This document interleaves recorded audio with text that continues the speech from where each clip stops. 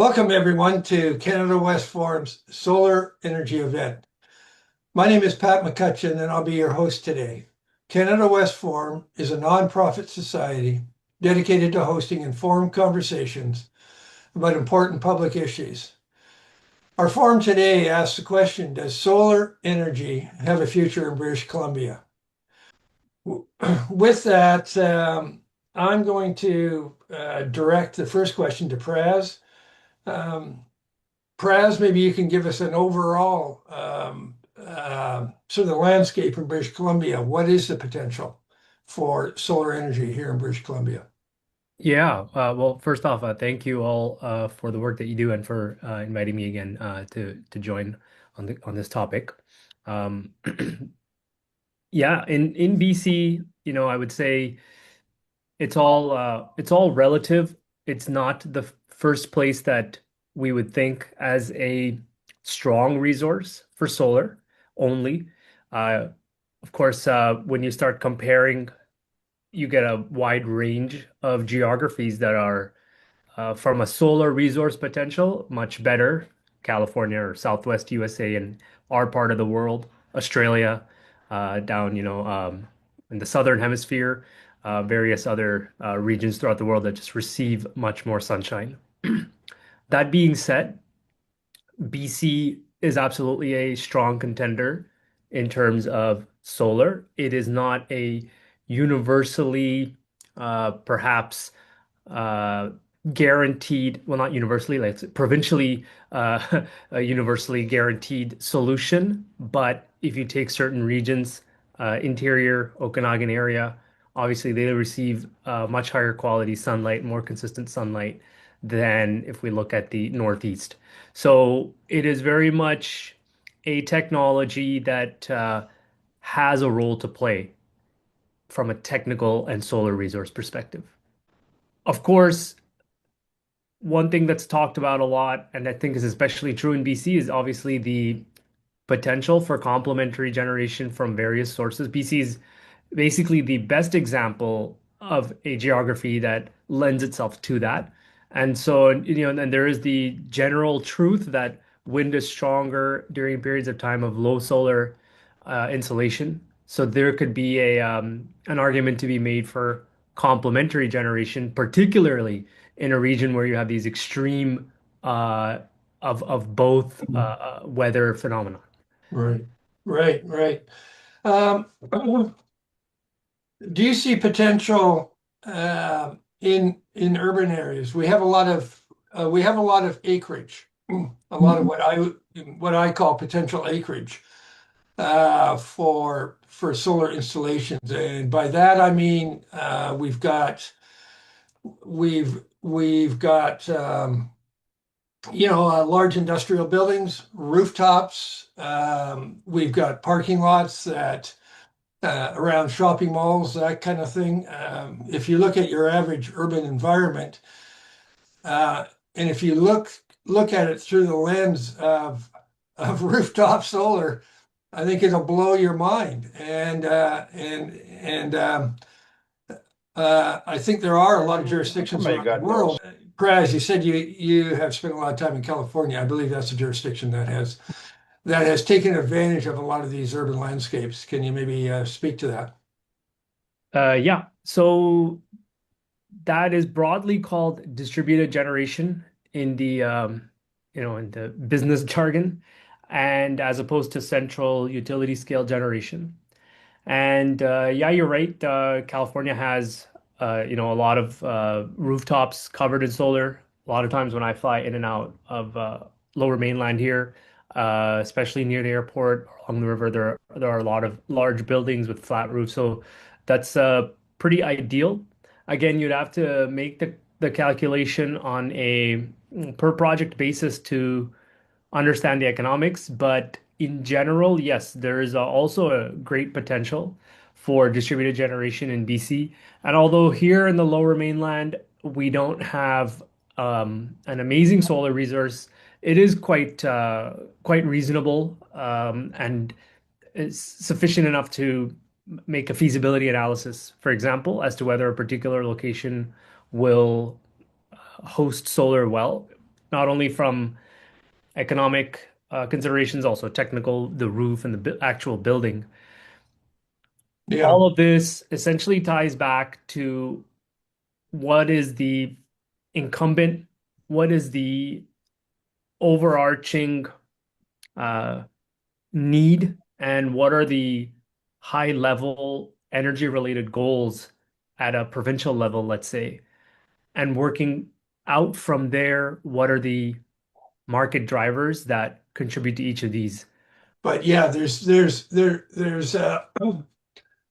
yeah, too often the decision-making process seems to be driven by the bottom line as opposed to, say, community concerns and other externalities that come into it. Those are quite often sidelined. You touched on distributed energy there, and in that um, leads into resilience and that sort of thing. And I mean, it might cost more, but there's a case to be made for distributed energy, and that's where some of this urban generation might come in. And I would add that even from an economic perspective, so for example, again, if you look at the successful solar markets in the US, and that's just a strong point of comparison because it's a large market, so there's good statistics to draw from there, and there are also a variety of policies. I think in Canada we have a much more homogeneous uh, province by province energy policy versus the US. Some are very pro and some are very anti, and there there is absolutely a large amount of investment going into projects that are at this distributed generation level. So even from an economic perspective, or even using just an economic perspective, those particular companies are finding value in participating in that despite the higher upfront cost. The additional benefits of distributed generation are less talked about, but that piggybacks or almost directly connects to the point you make about topics like resilience and other local effects. There are even practical, technical local effects such as reduced energy losses because the generation is occurring exactly where it'll be used. So there's a combination of these. The current method to evaluate, or one of the current methods to evaluate economic feasibility of energy is the levelized cost of electricity. It's got its pros and cons, of course. It's another metric. You would probably want to take a look at it with respect to other metrics of evaluating energy generation. International Energy Agency has, but because of its shortcomings in terms of capturing some of these externalities, the International Energy Agency has suggested or put forth another method of calculating LCOE in accounting for such externalities and the benefits that they may Mhm. offer. Mhm. It is, from what I see, not a commonly used uh, tool that's used in publications and certainly not in creating policy.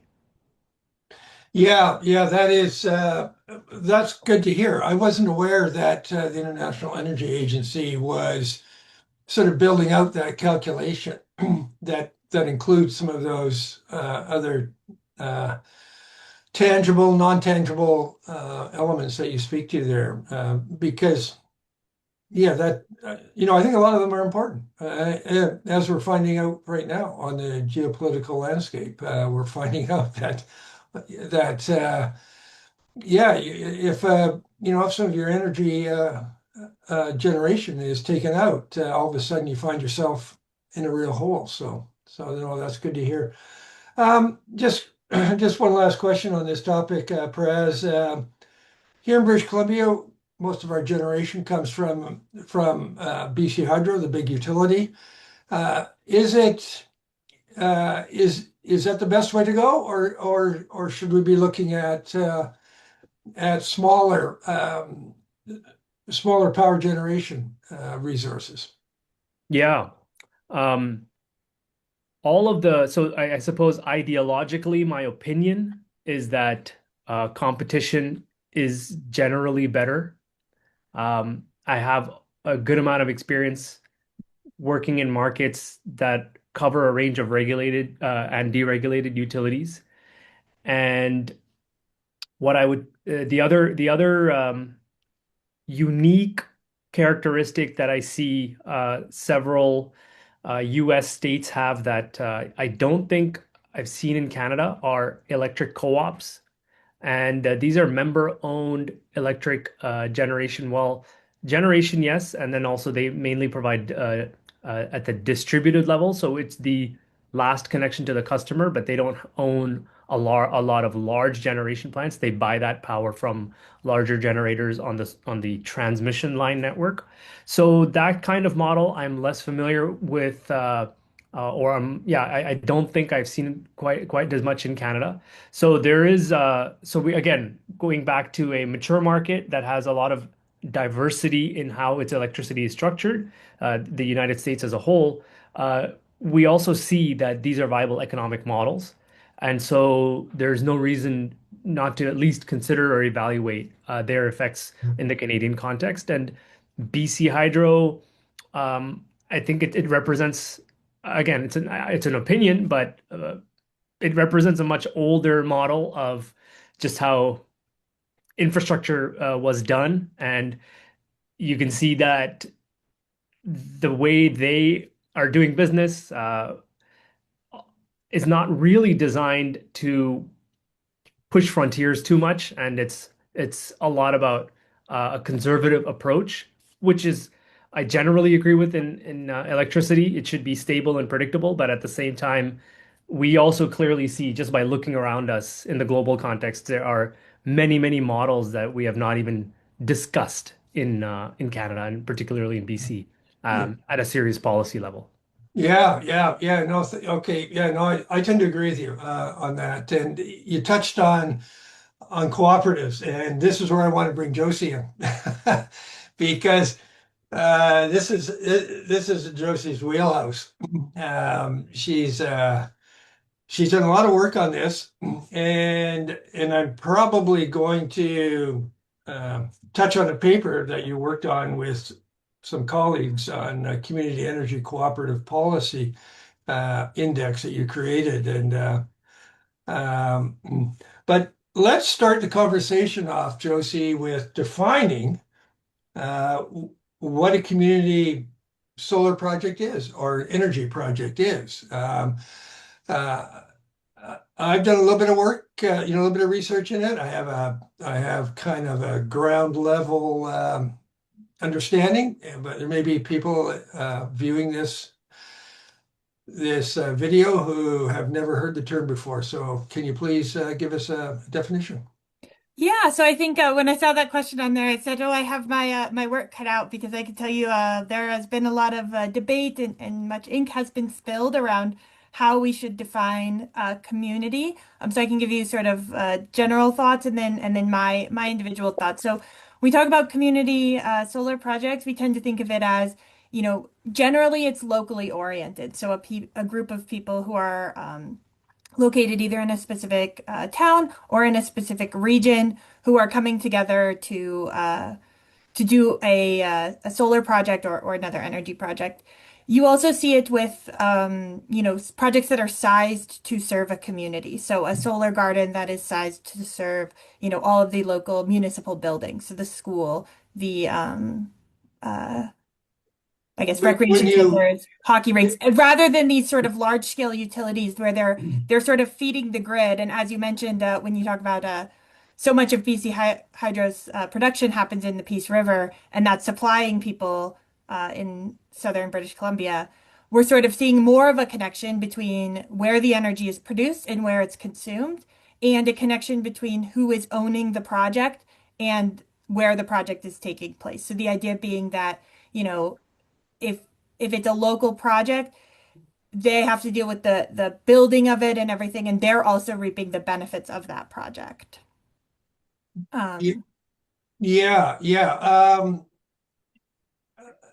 I believe there's a lot of different flavors, isn't there? There's And some are grid tied, some are not grid Summer, tied. yeah. And I Correct? tend to think of it as like somewhat of a scale question for the most part that you think about like it's scaled for usage in that local community. But I also think there are cases where, you know, the municipality takes on a project or a local economic development organization sets up a larger scale renewable energy project, and the benefits of that project are distributed back to the local community. I think you could also include that. So it's definitely um, I Yeah. think that it's hard to sort of capture all of what community energy can be in one singular sort of Yeah. box and definition. But the projects that I work on are primarily renewable energy co-ops. So you have member owner like investors. So the local community is investing in the solar project, and then they are um,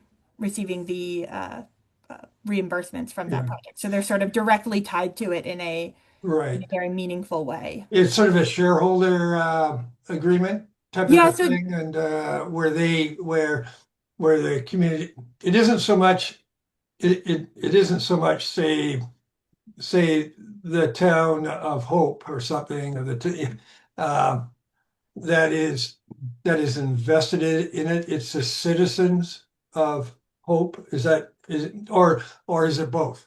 So Or both can it be both? exist. In Sorry. my work, what we tend to see are cooperatives that sell shares of a project to its members. So if they're going to be installing on a municipal building, they would be raising their capital rather than getting a loan from a bank or something. They're selling shares to their members, and then as Right. they produce energy and sell it back to the grid, Right. over time they're earning income, earning investment income, and they're distributing that back to their members in the form of dividends. There are other models absolutely outside of that where maybe a municipality owns owns the project, or an indigenous community, an indigenous nation owns the project. But what we tend to where I tend to work are on these cooperatives where that are sort of investor driven. Right. Right. Right. Uh, are they primarily solar, or do you see other forms of renewables, wind, geothermal, what have you?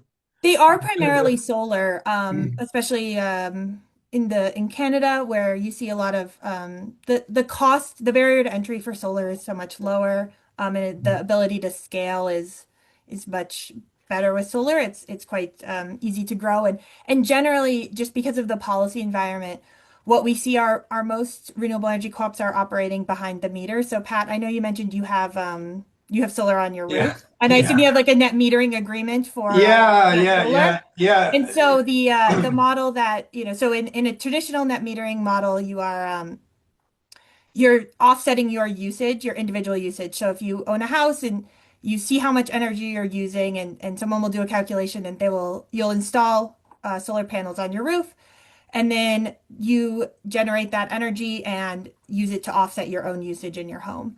Mhm. How a lot of these renewable energy cooperatives operate is they partner with local businesses, large energy producers in their region, and they basically offer to supply the solar panels on the roof, and they own them, and they sort of sell that back to the province, and in exchange, the building owner, rather than paying the utility for their electricity, they're paying the co-op. And Okay. then so the co-op is benefiting from the credits generated, and the local business or building owner is benefiting from paying the co-op rather than paying, your BC So, Hydro so yeah, the business that owns the rooftop would get a lower rate on would get a electricity. lower rate, and a fixed rate. And then also, they get to also talk about, they are, rather than paying the utility, they're supporting a community organization. Mhm. Yeah. That's Yeah. also a big benefit to many. And it Right. also allows organizations that are interested in solar panels, putting solar panels on their roofs, but maybe they don't have the funding or the capacity. The Renewable Energy Co-op offers opportunities because they're funding it, and also they're overseeing the project management. So it really enables organizations that are interested in solar, but maybe for whatever reason don't have the capacity to take it on to Yeah. work with the co-op.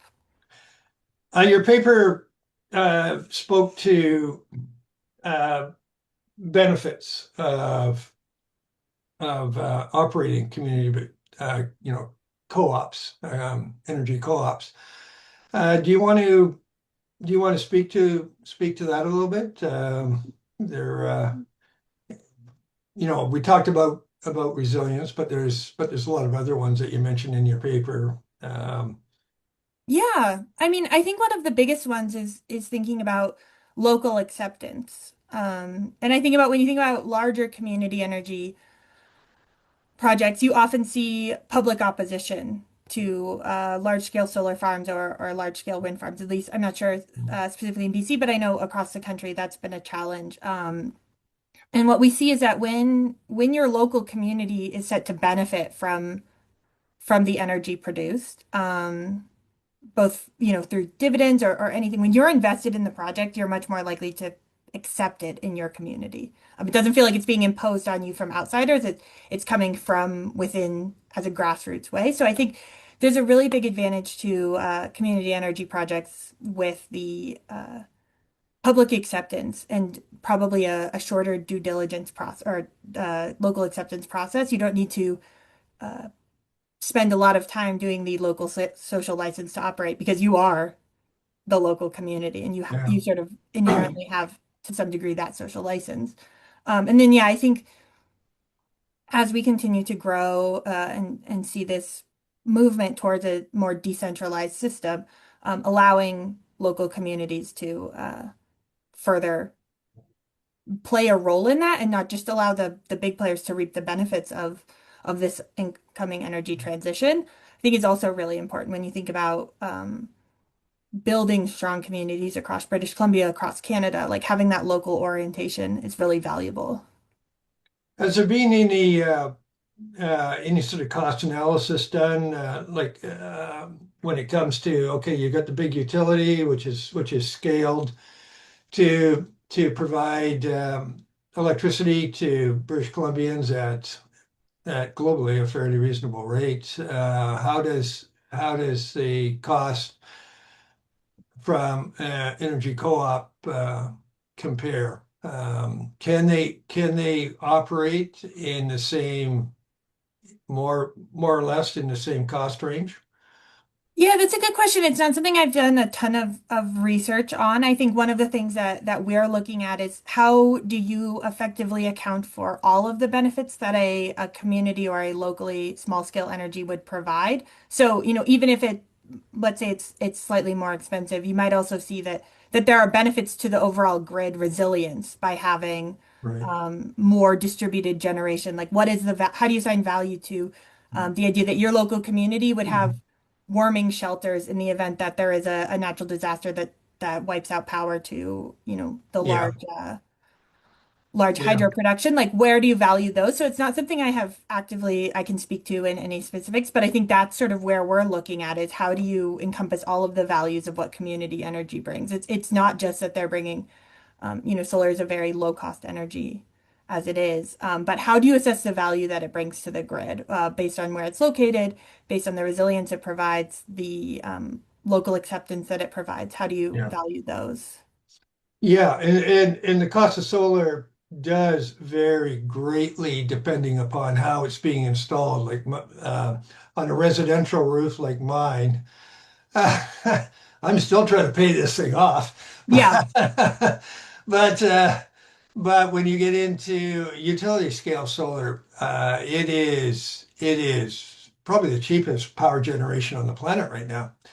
So there's that wide spectrum of cost, and at the end of the day, you want to be able to deliver electricity to your customer base at an affordable rate. So yeah, yeah. Now there are examples of communities around the world that are doing this. I think Praz mentioned this, that in the United States there's a number of organizations that are doing this effectively. I think Minnesota is one of them. and they seem to be able to roll this out quite successfully. What have you got some examples as well, Josie, that come to mind, leap to mind that they're doing a good job of it. It comes with the power generation as well as the community benefit. Is there anything that pops to mind? Yeah, absolutely. I mean, we see them, we have some even in Canada as well. For example, you have in Vancouver, the Vancouver Renewable Energy Co-op. They have solar. Peace Energy Co-op in Peace River Valley, along with, across the country in Ontario, there are many renewable energy co-ops. There's even one based where I am in Saskatoon, the Saskatoon Solar Co-op. Yeah. So what we are seeing is that they do exist. We really see strong support for renewable energy co-ops in Germany and Denmark. Historically, Germany was one of the sort of pioneers of this method of community-owned solar and wind. We also have seen a lot of movement in or in the UK, where they have a strong community energy program, and the Brixton Energy Co-op is an urban solar co-op that took place, and they have many solar panels, and were able to bring those benefits back to their local community. And in the United States, I know we mentioned that there being sales, the ability to distribute the energy to your customer. And I just wanted to comment on that also exists in Alberta.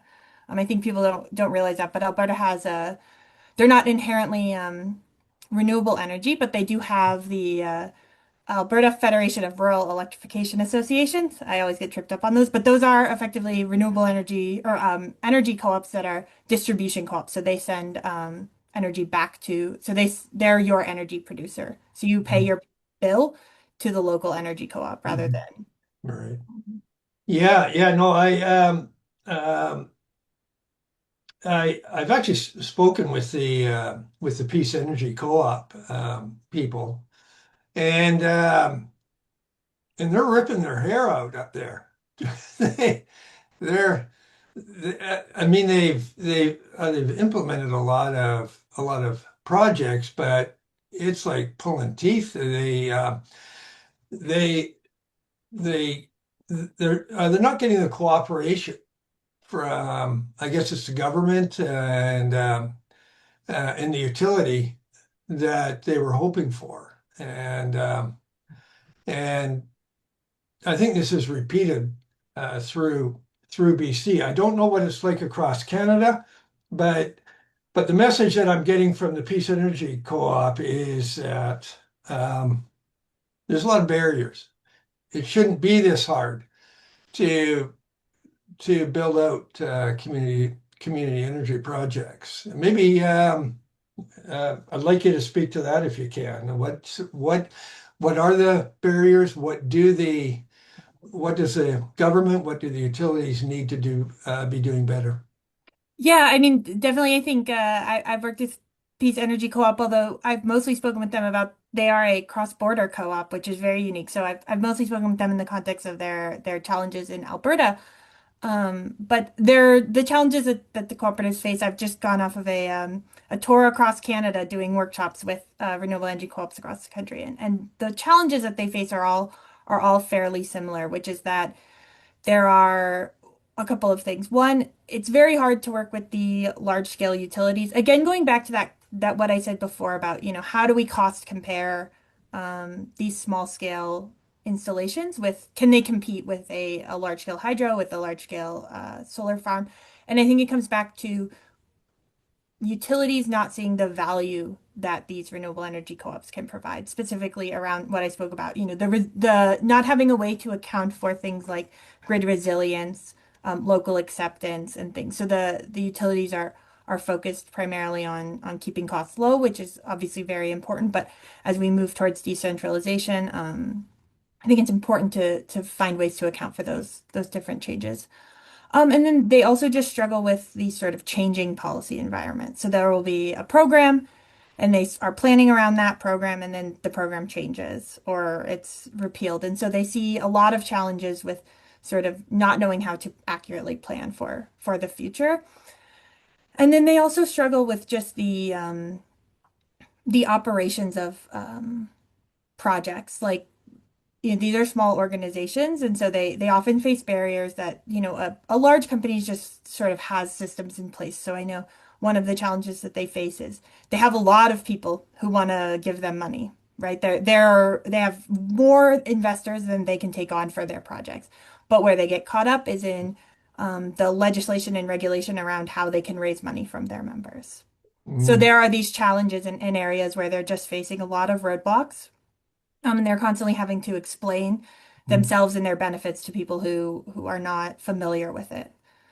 Um, Right, and they don't, and likely they do not have the what you would call I guess the corporate structure to deal with yeah. So their there might be just a small office of 3 or 4 people plus a pet dog, yeah, and and I will say most of them are primarily volunteer run. Like yeah, it's only the largest co-ops have any even one paid staff member. So these are volunteers. They don't have like an in-house legal team and an in-house accountant that they can run everything by. They are fully building these on their own. And so I think that's part of the challenge is we what I'd like to see is some targeted programs that see the value that community energy can bring to the grid and sort of support that. Whereas I think most of the time right now the co-ops are just facing um, hurdle after hurdle that they have to overcome. right, and the government doesn't seem to be streamlining the uh, what do you call it? Sort of the structure to make it easier for them to push the project forward. There's no real effort being put into that. They don't see it as a priority, like you say. I think the utilities would rather. It's kind of like a mosquito bite. They would rather see that those community projects just disappear so they can focus on their big utility power generation. But Yeah, yeah, and I think, you know, they have a lot to balance. So I don't want to like but I do think that there is an opportunity and a potential to yeah, help sort of make it easier for yeah, cooperatives and other community energy organizations to participate and support you know, yeah. as we see increasing demand um, from increased electrification across Canada. I think we will need to see more build out, not only of large scale, but also of, you know, small scale self-generation and other community projects that will become essential to meeting our net zero goals. Yeah, yeah. I mean, we're not too bad here in British Columbia Yeah, when it comes to net zero electrical power generation. Most of ours is hydro, but um, but yeah, I do believe, and I would have to fact check this, so I'll say, but I'm fairly certain that the projections are that energy demand will continue to grow as you see further penetration of electric vehicles for and sure. electrification of other industries. Like you may also see that BC needs to add more capacity onto their grid. Mm. I'm speaking a bit of more generally about my knowledge of Canada as a whole. I don't know off the top of my head about BC, but I would imagine that they are also seeing the pressures from increased electrification. Well, this is the craziness of British Columbia. We're going full steam ahead on developing our liquefied natural gas industry out here, and they want to electrify uh, the liquefaction process, and the current LNG Canada facility out in Kitimat on the west coast will consume the entire power generation from Site C Dam in order to liquefy. I mean, right now they are burning their own natural gas product in order to generate electricity to chill the natural gas. But the objective is to eventually electrify that process. And I don't know. Yeah, Norm touched on this before we got started. That is that a logical use of that electricity? But anyways, yeah. So I'm going to move on to the economics of solar generation. Praz, I want to bring you back in here. Thanks, Josie, for that overview of co-op power generation. That's been really useful. But Praz, yeah, can we talk about the economics of solar energy and how it compares to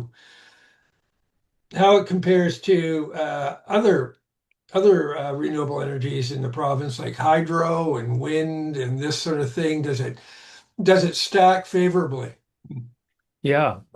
Yeah, it's right in the mix.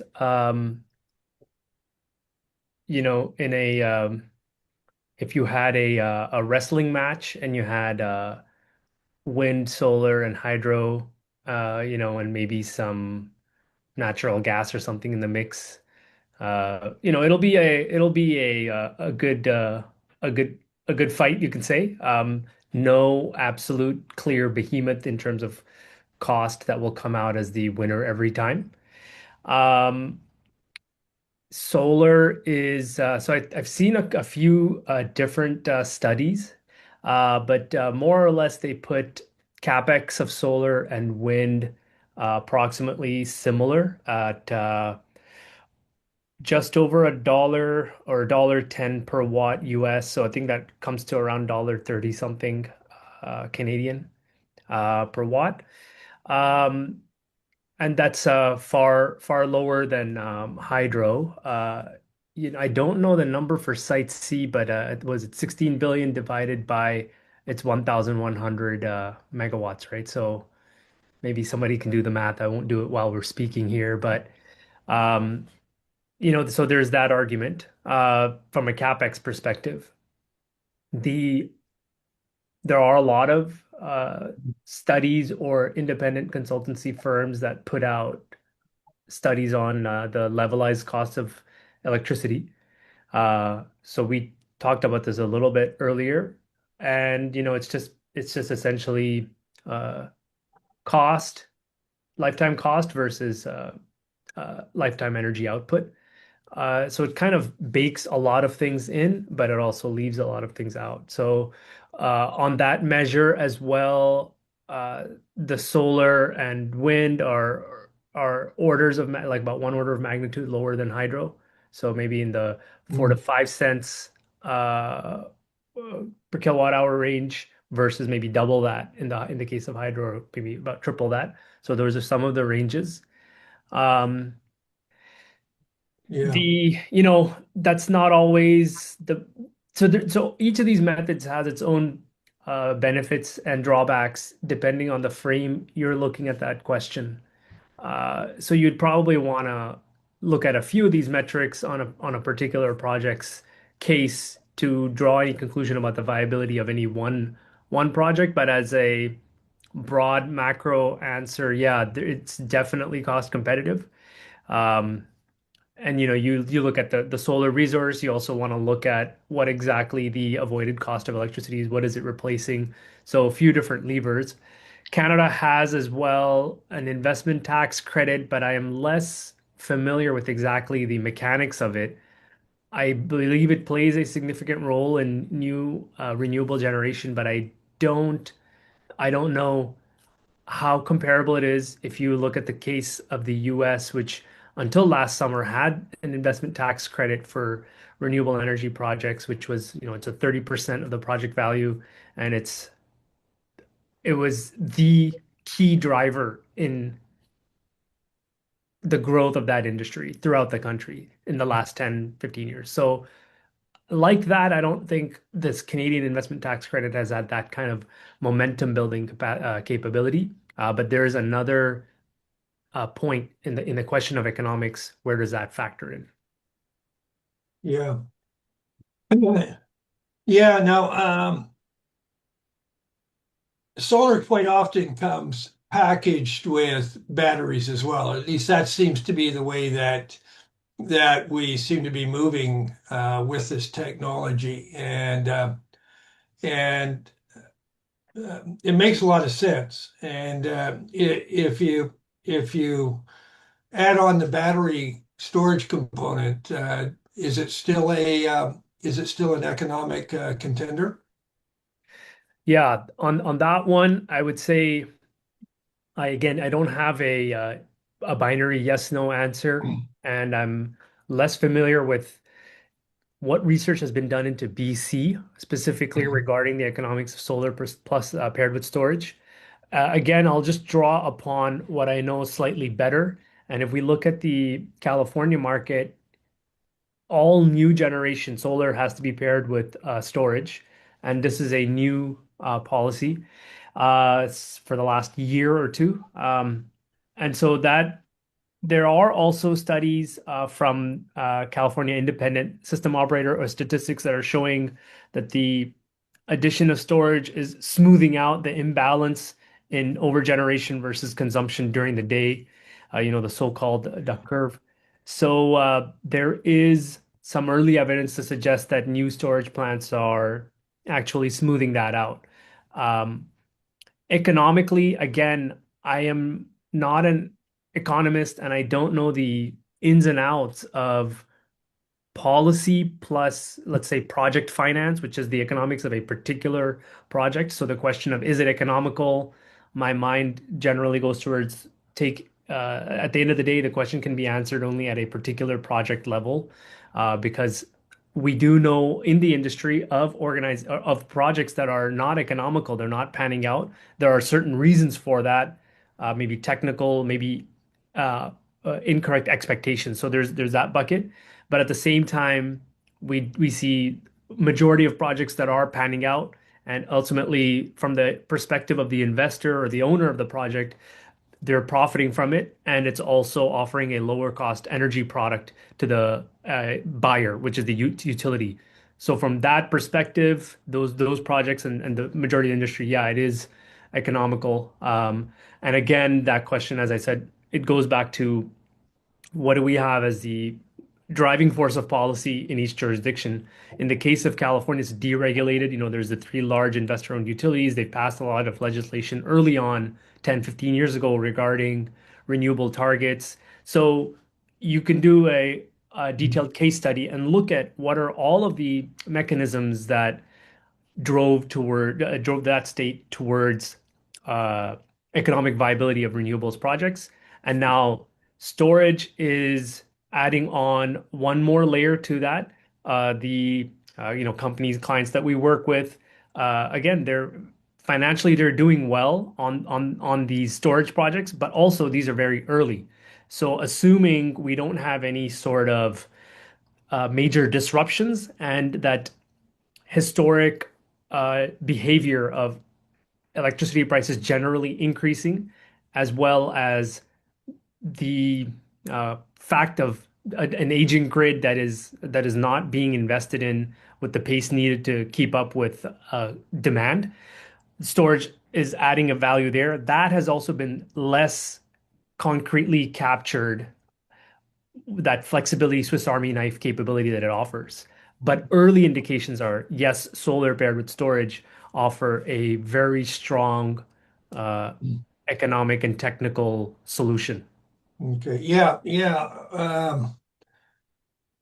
We touched on my next point here a little bit earlier when it comes to the externalities of energy generation through solar, where quite often, quite often you can create this energy generation close to the end user, and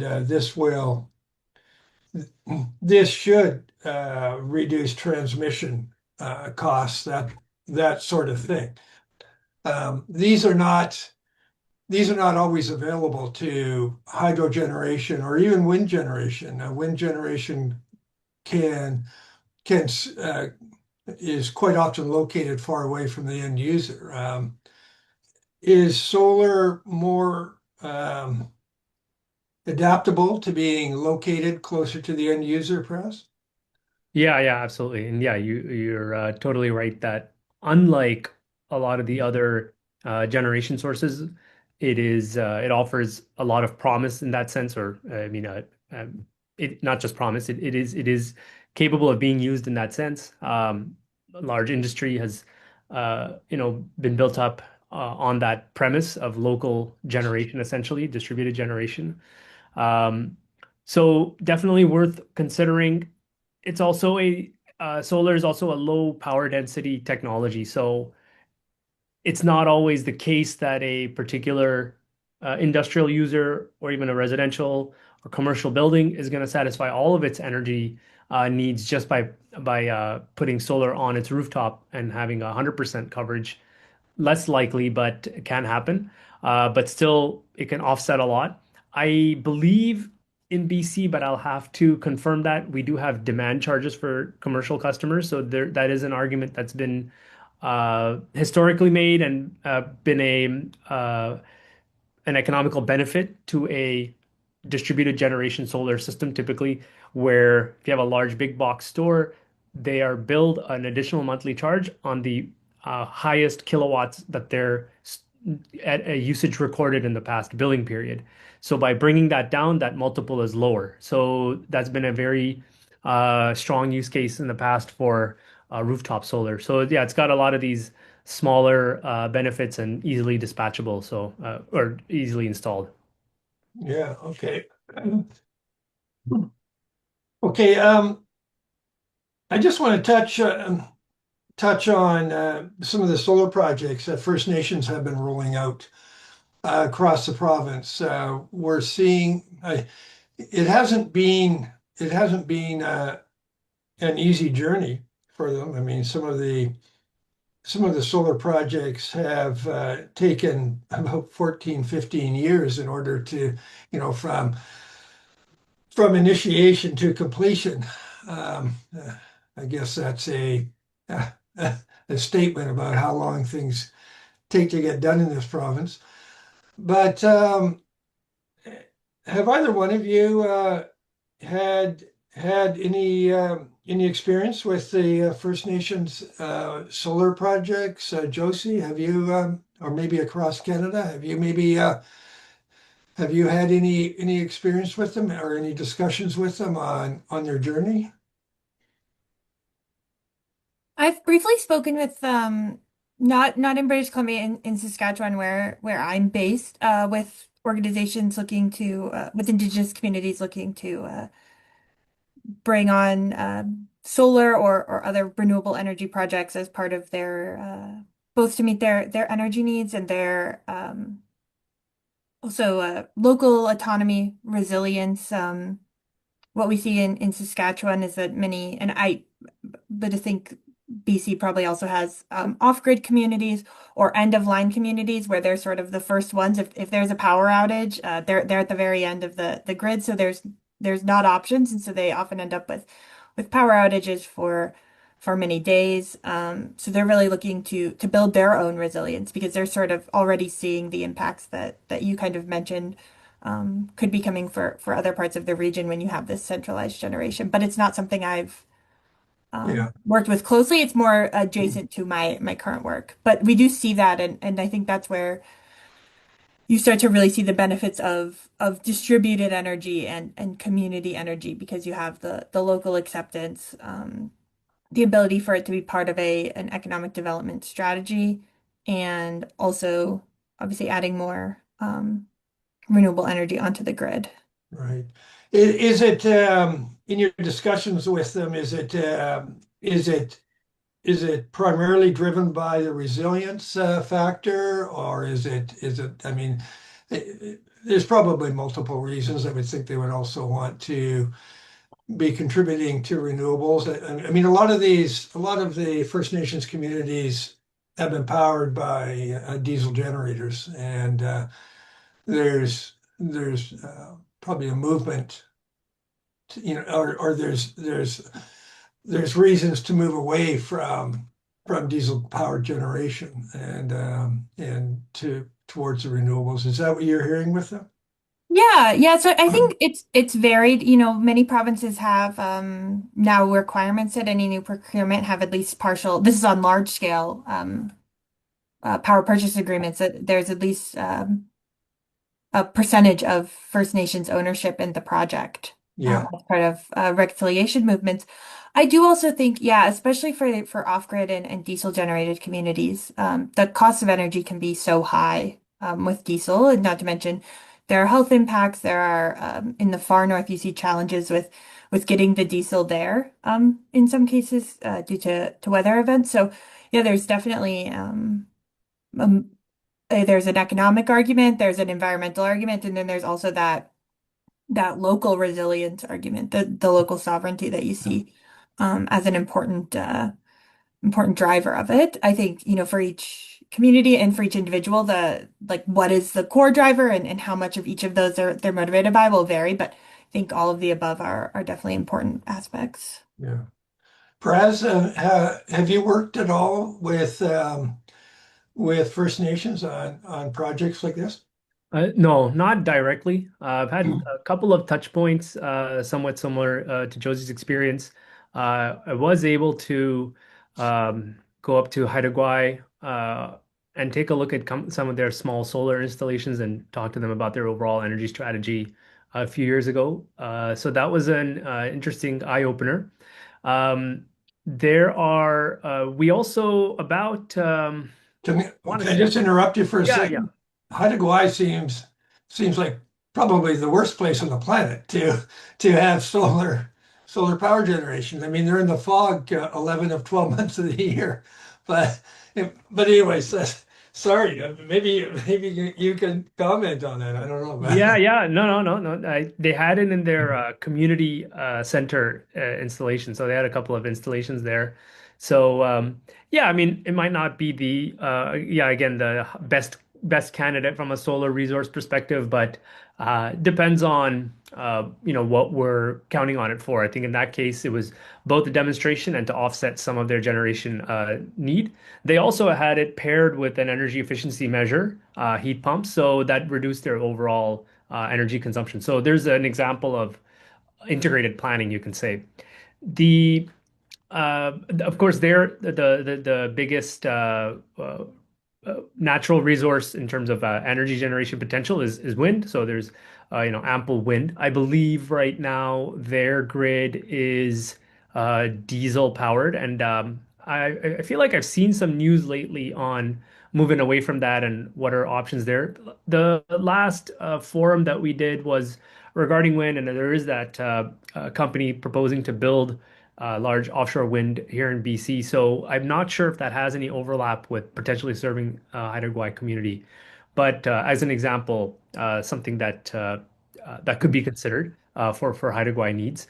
The the other I would say touch point that I've had about and I mentioned this on the last forum as well. About 5 years ago, I believe there was a BC Utilities Commission hearing regarding policies to support First Nations ownership of energy infrastructure projects. And through our clean energy research group at SFU, we attended and provided some evidence and feedback. And there were upwards of about a dozen First Nations in attendance as well.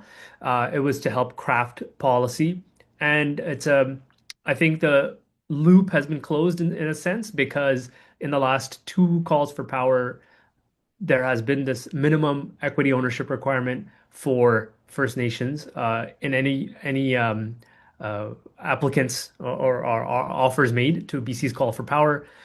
And both this round and last round, I think it was actually many were 50-50 partnerships. So that again, a classic example of one simple action by BC Hydro has created and actually a new business sector and a new model, a business model for independent power producer companies to partner with First Nations. And I know we've seen that in pockets throughout Canada. Saskatchewan has a few of those that I've worked on in the past indirectly, advising those, and they were partnering, First Nations partnering with an industrial partner to provide renewable energy for, let's say, a mining purpose. So that is a very unique uh, possibility that we have, particularly in BC, compared to many other jurisdictions worldwide. There are a few examples, some in the southwestern U.S. as well as New Zealand. So there's another untapped resource in a way from a human potential on what we can do there. But I think there's a lot of potential there. There's the Clean Energy BC is the one organization advocating for clean energy in British Columbia. Not an official endorsement here, but I came across the news that they're going to have their annual conference at the end of May. So just as an informative a point. Okay. Yeah, thank you. Yeah, thanks both Praz and Josie. I want to move into synergies here a bit. Solar, the renewables that we focus on here in British Columbia are primarily hydro, wind, and solar. And well, solar solar's coming, but but but we have seen over the last couple of years as climate change bites harder and harder that we're not getting the river flows that I think BC Hydro was counting on in order to build up their reservoirs for the winter seasons, the high energy output winter seasons. And BC Hydro found itself last summer pinching off energy production from its hydro generation and was actually importing an awful lot of power from outside our boundaries. And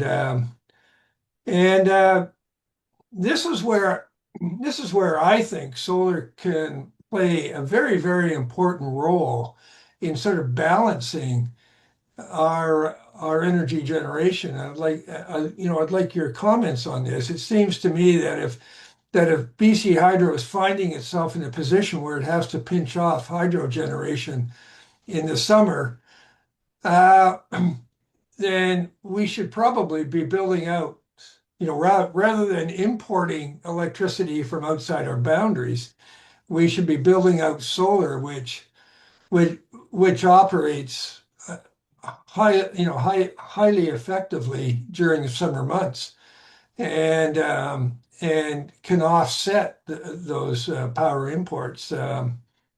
Praz, can you speak to that? I mean, I think there are synergies here if our utility wants to embrace them. Absolutely. And that essentially goes back to the opening discussion we had, BC's unique geography. Um, we know that there's a lot of smaller hydro as well, so these could be considered a type of storage. I think, it's not likely that if we wanted to build out a storage infrastructure that we could count on only the hydro reservoirs. I mean, you need a purposeful storage strategy, but there's one piece of the mix. There's the run-of-river. Uh, and there's wind and there's solar in the case you're talking about. Ideal. Yeah, there's less water, so we have to conserve that. So, and there's plenty of sun. It's absolutely ideal. That's the way to go, and that's the way to have this kind of integrated, balanced, renewable energy strategy. That really, yeah, globally, BC is very uniquely positioned to be able to do that. And not only does that meet all of our energy goals, but it does build in this resilience where if there is a lack of generation from one resource, we have a few mechanisms to be able to get it from another resource. Perhaps it's importing it from somewhere else, but perhaps it's also just generating that nearby with solar and whatnot. Absolutely worthwhile exploring, and I think it just goes back to the initial discussion as well. Just there's a lot, there's a big policy gap and a vision gap, I would say, between where BC is today and even where a state like California was 10, 12, 15 years ago. I mean, we're still Mhm. not doing some of those things that they had done. Yeah. Not to keep repeating the same point, but at least let's learn some lessons from what's been working in places that are very close to us that resemble us. No, boy, do I agree with that statement. My experience is that we don't seem to be looking outside our borders for solutions that are being implemented successfully around the world, and that frustrates me. I am going to hand it over to Norm here. Norm did an interview with a UBC professor on on on sort of solar panel materials, and he's going to play that interview here, I believe. Norm, can you? Sure. Today I'm speaking with Dr. Robert Godin, an assistant professor in the Department of Chemistry at UBC Okanagan. He leads the Solar Energy Conversion and Spectroscopy group and is cluster co-lead. Hi, Dr. Godin. Thanks for joining me. Hi, it's a pleasure being I'm here. I'm pleased to know the Solar Energy for Net Zero Research Excellence Cluster at UBC Okanagan is active. Could use a shorter title, I think. Anyways, I understand it's the first research group of its kind in BC doing this work. So maybe you can tell us more about what you're doing. Yeah, no, thank you very much. So this is a research cluster of research faculty, both at the Okanagan and the Point Grey campus in Vancouver. And we're looking at a wide range of aspects about solar energy. So the way that we describe this is that we're looking at, from the materials, from the molecules to the device to the system. So different people in the cluster have different expertise, but we're spanning kind of the full stack of how do you go from having an idea, making it in the lab on a small scale, making it something that's a little bit bigger scale, all the way to, well, how will this ultimately go and impact solar energy conversion in being deployed and in the real world? So we have people with different expertises in photovoltaics and different types of solar cells, integration, tandem solar cells that can have higher efficiencies. Also, people looking at things like integration of electrical systems on small systems. How do you like microgrids and how do you deploy that? Myself, I'm on the side of doing photocatalysis, and there are others working on that side. We can generate solar fuels. So by not generating electricity with sunlight, but instead generating chemicals with essentially you store the energy in the bond. So now you have the energy storage built in. And we're trying to talk to more people about what are the sort of policy landscape challenges that are preventing some faster deployment or more wide scale market penetration of different solar energy technologies. Right. So your research is basically into materials, devices, systems, and that's fairly broad. In Yeah. terms of the solar panels and so on, I think we've seen some improvements in efficiency and durability over the last 10 years. Do you see any changes coming in the next several years in terms of improving efficiency? Yeah, there's going to be some, but the gains are going to not be as big in the past 10 years. Effectively, we're getting very good at making silicon solar cells. We're getting closer and closer to the thermodynamic limits. And a lot of the progress that's been happening over the past years have been on how do you go from making a small area lab scale solar cell into a large panel while retaining its efficiency. Right. Because usually the whole panel, the module, you're limited by the worst part of it. And so even if you have just a little spread in your efficiency on cell to cell, it's the worst one that's going to dictate the module efficiency. And so you're going to tank everything.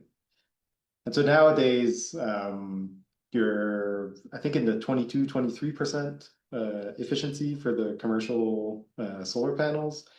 On lab scale, you're more into 26, 27.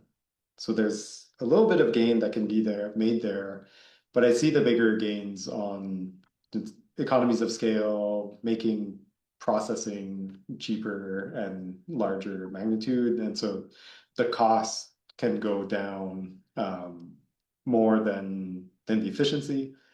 Although it is, I think, worthwhile pointing out that today we're already at a point where the cost of the solar cell is not the major cost of getting it on someone's roof. The installation cost and so if there are ways to make the solar cell easier to install, that might have an even bigger impact than having another extra 0.5% efficiency, for example. I suppose durability is important as well. Yeah. Yeah. Yeah. And Yeah, durability, and there's a lot of flexibility in terms of not only the material itself, but what is it on and how can that tolerate different stresses. But they're quite good today because you can, I think they're rated to like 1 inch hail usually, and that packs a punch. I can understand that solar is going to be a significant energy source in certain regions of British Columbia, but I live in the lower mainland, specifically North Vancouver in a river valley. So it's unlikely that I'm going to be able to use that because the sun will set behind the hill at an early moment. And so do you suppose that areas in the lower mainland and Vancouver Island are unlikely to be uh, good targets for installation of solar panels? Might that change? Yeah, I think it's because to answer that question, it's you can't be in the vacuum of just solar. Essentially, and solar is driven by what's around it, like what's the cost of the alternatives. And no, with the optimistic view that the full cost of what a fossil fuel derived energy infrastructure system and that full cost becomes better known, then the solar energy will be even more appealing because it has reached grid parity. I think in the provincial wide that essentially you can generate solar energy at the same cost as what the grid is running at today. Right. Some places will be better than others, but broadly speaking, you're talking at very most a factor of 2. Usually it's even closer to maybe a 50% difference. I mean, even 30%. Right. So it might be a case where it goes from a really good idea to a good idea instead of being from a good idea to a bad idea. Right. I understand that. Just it's not your field, but I noticed that Fervo in the US just raised almost $2 billion, was oversubscribed. They're expecting or claiming that they will be able to produce electricity at about capacity at about $3 million per megawatt, which happens to be about a quarter of what Site C is costing us. But anyways, that's another subject. Um, China's the main source of solar panels today. Do you see a time when Canadians will be manufacturing solar panels? I think unlikely for silicon, but for other technologies, I think that's really where Canada could show more leadership and show forward progress.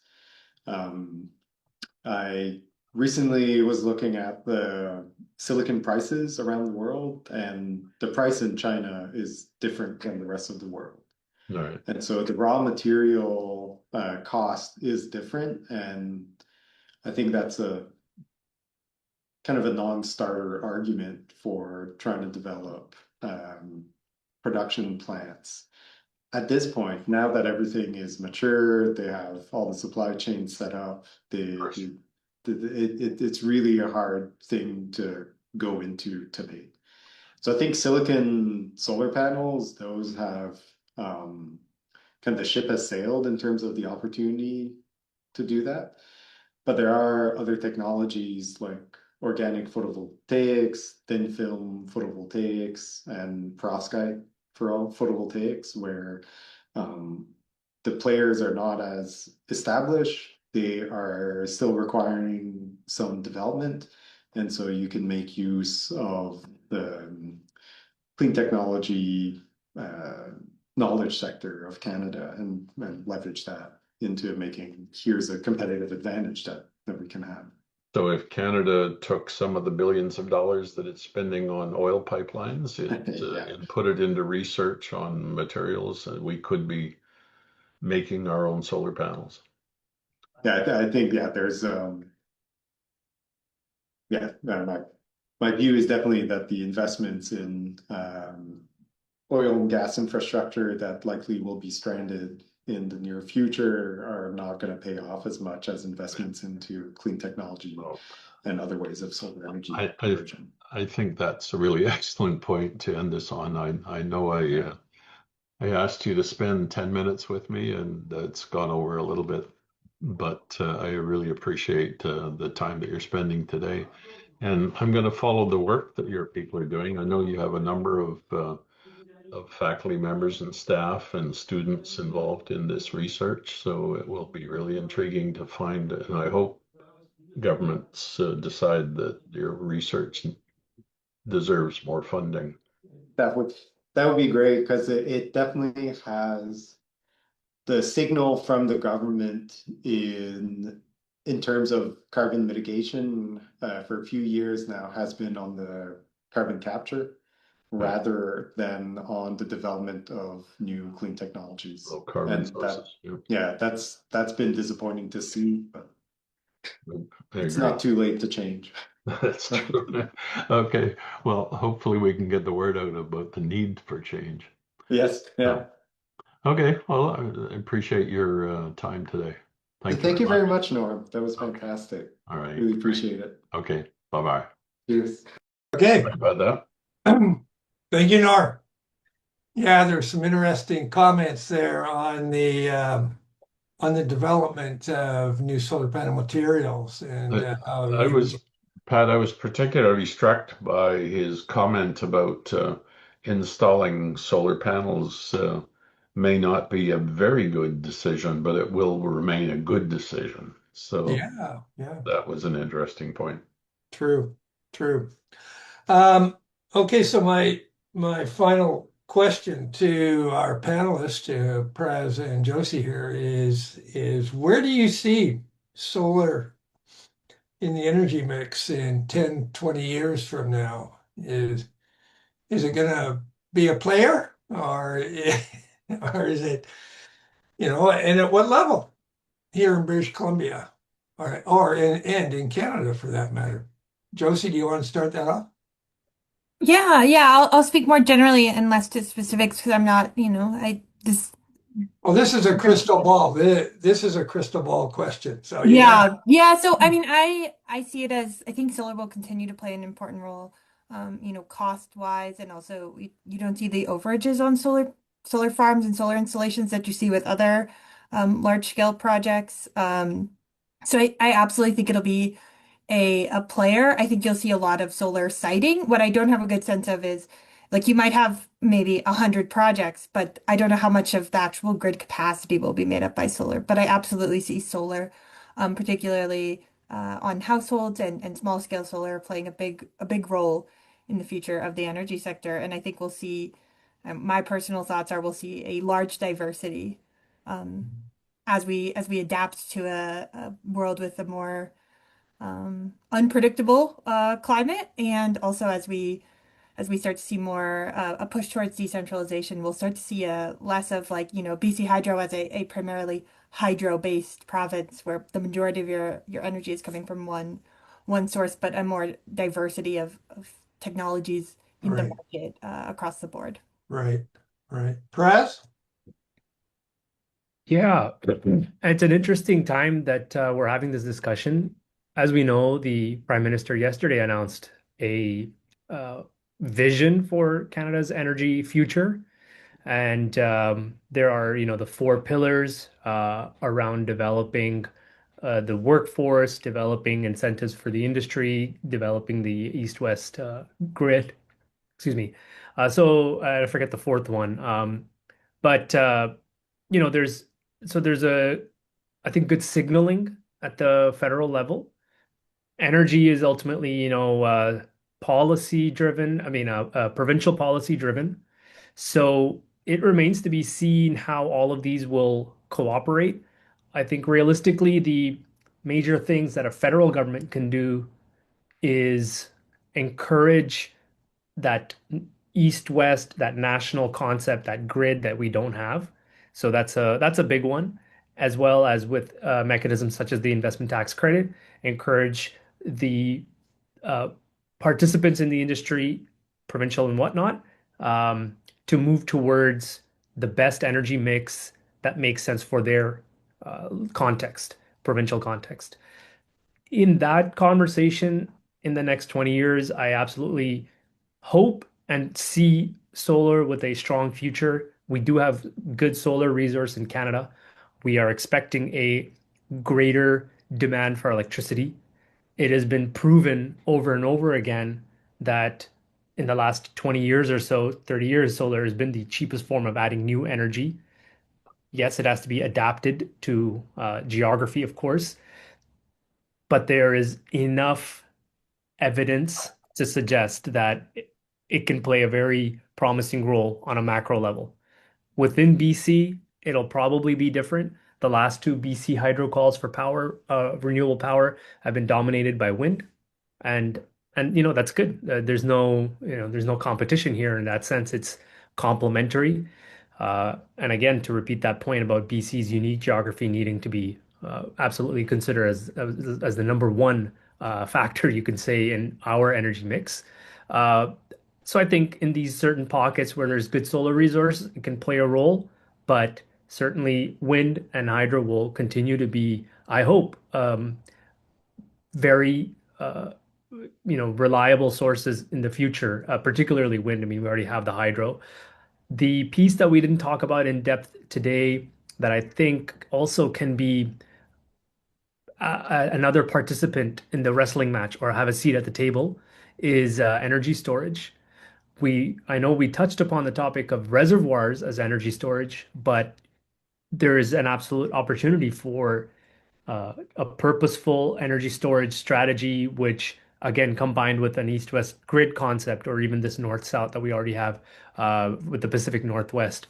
That's another huge area of opportunity to investigate. And it can also have the benefit of supporting solar in perhaps less solar resource intensive areas or less balanced areas where there's more sunlight in the summer, but almost nothing in the winter. So there is all of these, I think, have a great future provided, starting with yesterday's announcement of this federal energy strategy that actually materializes into concrete actions and goals set by the provinces. And that, I think, is the big gap, not the technology. Okay, I think this is a place where we'll wrap up the forum. But before we start the Q&A, I want to thank the panelists that have joined us. Through their contribution, we've gained a much better understanding of the potential for solar energy in BC. I invite you to follow their work. Praz, as I mentioned a little bit earlier, is with the Simon Fraser University Clean Energy Research Group. And Josie, I know, does some work. She's at the University of Saskatchewan and also Northwest College. But I know she does some work as well with the Canadian Centre for the Study of Cooperatives and the Community Energy Cooperative Canada. So you can follow their work at those organizations. Do you mind if I give a quick plug? Sure. So, as you mentioned, I work both at Northwest College and at the Canadian Centre for the Study of Cooperatives, which is based at the University of Saskatchewan. But my work at both of those institutions primarily involves supporting Community Energy Cooperatives Canada, which is a newly formed national organization. It's a co-op focused on supporting community and cooperative energy across Canada. And currently, my role is working on a provincial roadmaps for each province, thinking about how we grow the renewable energy cooperative and community energy sector in a province-specific context. So I'm currently forming a group, which we're calling our British Columbia Hub, and that will be a group that will help me with planning a workshop that will take place this fall, if that's of interest, and also getting people together who are interested in this topic to help scope out, what we would need to do to see more community energy happening in BC. So I will put my email in the chat. And if anyone is interested in learning more about that initiative or interested in bringing your expertise or even just your interest to that group, let me know. It's it's a opportunity to join. I don't sign you up and force you to do hours of work. It can be you can engage as much or as little as you would like. Yeah. No, that sounds very interesting. Yeah, please, stay in touch. Okay, let's see, what do we got? What do we got for questions? Norm, have we got anything that has come in, or see a comment? Oh. Norm, do you want to handle any questions there? We've had a number of different things brought up in the chat, and we've talked about battery storage and the questions or at least comments made.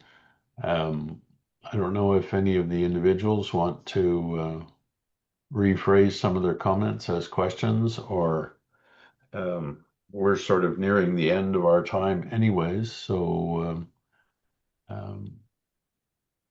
we'll see what. Yeah. Yeah, Randall Headland asked if there was any work being done on solar heating as opposed to just creating electricity with solar. And I think that is one of the things that the UBC Okanagan people are working on. They're looking at more uses of solar energy than just creating electricity to feed the grid or domestic consumption. Yeah, Anybody wanna- what I can add a little bit about that topic is that a solar thermal energy. I presume this question is about heating water and or homes. So solar thermal technology is older than photovoltaic and much more efficient. And it is used in several northern latitudes. You see it in Sweden. I studied in Sweden solar engineering, of all places, but they had both PV and they use a lot of solar thermal as well. You also see it in a lot of tropical places. So I don't know that there's widespread research or activity into solar thermal here in the lower mainland or in BC. But generally speaking, yeah, it's also viable and more efficient than solar PV. Of course, it also only provides one purpose, and one of the attractive things about being able to generate electricity is you can drive many different types of applications with electricity versus only heating up a fluid, which kind of limits you to a heating application. Okay. Okay, Norm, anything else, or shall we wrap it up? No, I think we should say thank you to our two main guests here, Josie and Press. And it's been really good to hear all of the comments. Yeah. Yeah, no, I appreciate you joining us today as well. Sharing your knowledge. I think it's really been informative. I appreciate your time. And yeah, I've certainly broadened my knowledge on solar energy. Thanks very much.